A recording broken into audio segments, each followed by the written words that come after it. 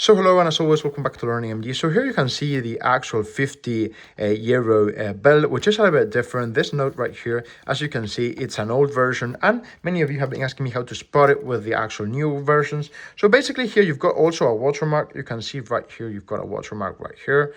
Also remember these 4 sticks you've got right here, you cannot actually see them, but when you put the actual light here, you can see the 4 actual lights. Also remember there's a rugosity right here. You can hear in the older versions, you've got also here the stamp with the metal sign. If you turn it around, you'll see here the watermark, which you can see better with light. There you go.